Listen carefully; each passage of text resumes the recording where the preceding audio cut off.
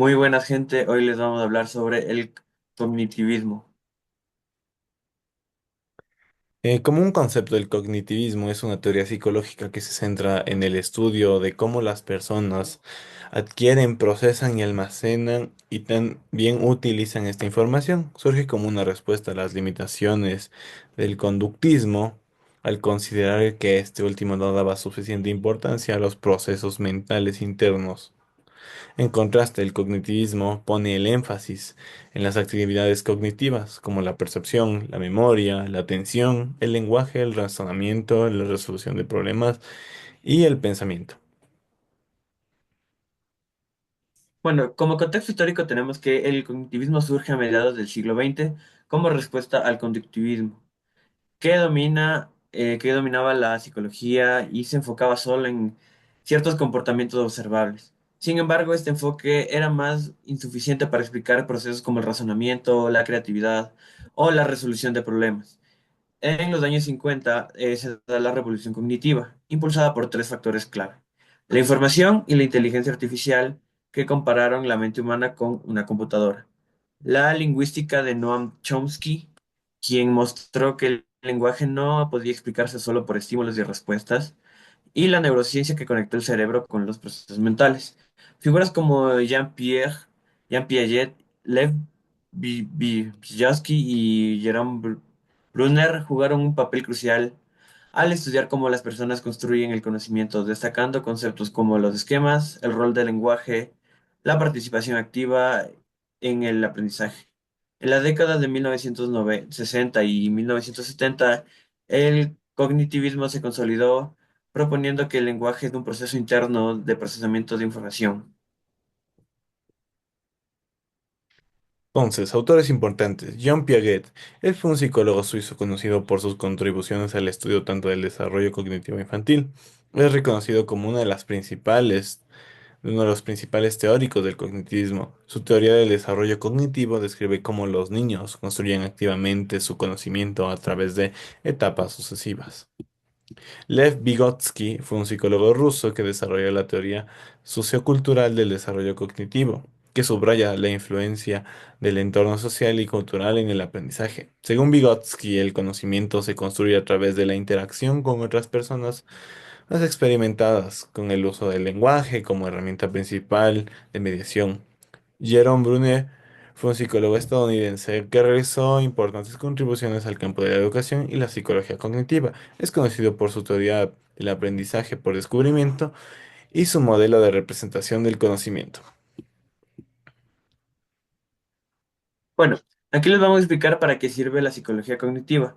Bueno, tenemos que la psicología cognitiva estudia los procesos mentales internos. Esto nos sirve para eh, entender la información que pasa dentro de la mente de los humanos, además de comprender el funcionamiento de la memoria y cómo ésta se retiene con medida que pasa el tiempo.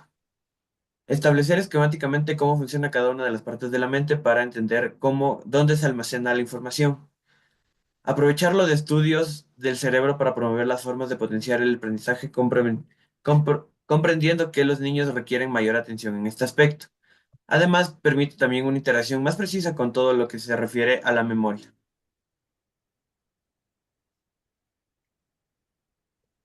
Los objetivos del cognitivismo. El cognitivismo busca entender cómo las personas aprenden y procesan información con el objetivo de mejorar el aprendizaje y la enseñanza. En estos podemos ver cómo estudiar los procesos mentales internos. El cognitivismo se centra en comprender cómo funcionan procesos como la percepción, la atención, la memoria, el pensamiento. Estos procesos son esenciales para interpretar, almacenar y recuperar información. Fomentar el aprendizaje activo. El aprendizaje activo implica que los estudiantes participen activamente en procesos, explorando, cuestionando y aplicando la información. El cognitivismo promueve estrategias como el aprendizaje basado en problemas, estudios de caso y debates que requieren la implicación del estudiante.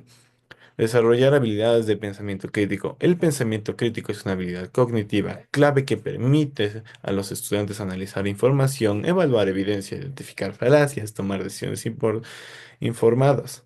Desde la perspectiva del cognitivismo, esto se logra mediante la práctica de habilidades como el análisis, la síntesis y la evaluación. 4. Facilitar la transferencia del conocimiento. La transferencia del conocimiento se refiere a la capacidad de aplicar lo aprendido en un contexto a nuevas situaciones o problemas. El cognitivismo subraya la importancia de enseñar habilidades y conceptos generales que pueden adaptarse a diferentes escenarios. Optimizar el almacenamiento de información. El almacenamiento de información en la memoria depende de cómo se organiza y se codifica el conocimiento. El cognitivismo destacó técnicas como la repetición, la elaboración y la organización jerárquica para facilitar este proceso. El 6 es enfatizar la importancia de la retroalimentación. La retroalimentación desempeña un papel crucial en el aprendizaje, ya que proporciona información al estudiante sobre un desempeño y lo guía hacia la mejora. Desde el punto de vista cognitivista, la retroalimentación debe ser específica, inmediata y orientada a objetivos claros. Este enfoque ayuda a los estudiantes a corregir errores, ajustar sus estrategias, reforzar conceptos correctos, mejorando su comprensión y habilidades a lo largo del tiempo. Y para terminar, el integrar la experiencia previa del aprendizaje. El cognitivismo reconoce que los conocimientos previos son fundamentales para el aprendizaje, ya que sirven como base para incorporar nueva información, conectar tanto los nuevos conocimientos con las experiencias previas, que permita al estudiante construir un conocimiento más significativo. Bueno, aquí tenemos los principios básicos del cognitivismo. Aquí tenemos, por ejemplo, el procesamiento activo de la información, que explica que los individuos no son receptores pasivos activamente, ya que activamente perciben, interpretan y procesan la información que reciben, construyendo su propio entendimiento del mundo. Tenemos que también la organización del conocimiento en estructuras mentales. El conocimiento se organiza en esquemas o estructuras cognitivas que facilitan la comprensión y el almacenamiento de la información. Tenemos la importancia de la memoria. La memoria desempeña un papel crucial en el aprendizaje, permitiendo la codificación, almacenamiento y recuperación de la información cuando es necesario. Tenemos la atención selectiva, la capacidad de concentrarse en la información relevante y filtrar estímulos irrelevantes es esencial para el procesamiento efectivo de la información. Tenemos el aprendizaje significativo. El aprendizaje es más efectivo cuando la nueva información se relaciona con conocimientos previos, facilitando una comprensión más profunda y la capacidad de explicar lo aprendido en diferentes contextos. Y por último, tenemos la retroalimentación y ajuste.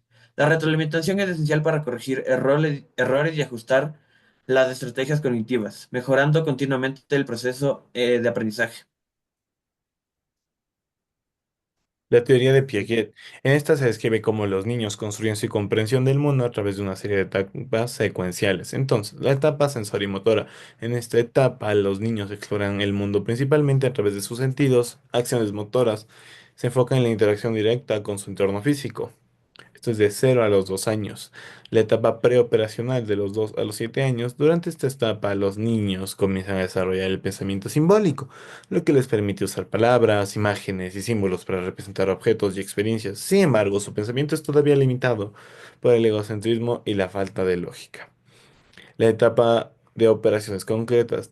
Esta va de los 7 a los 11 años. En esta etapa los niños comienzan a desarrollar habilidades de pensamiento lógico para resolver problemas relacionados con objetos concretos y situaciones prácticas. Y las etapas de formación de operaciones formales de los 12 años en adelante. La etapa final marca la capacidad de pensar de manera abstracta y sistemática. Los adolescentes pueden razonar sobre conceptos hipotéticos y futuros, además de resolver problemas complejos. Bueno, y para concluir, tenemos que el cognitivismo nos muestra que aprender es un proceso activo en el que construimos y organizamos nuestro conocimiento. La teoría de Piaget refuerza esto al explicar cómo nuestras habilidades cognitivas evolucionan con el tiempo. Entender cómo pensamos y aprendemos nos ayuda a mejorar no solo la educación, sino también nuestra manera de entender, de enfrentar el mundo. Muchas gracias por ver este video. Muchas gracias.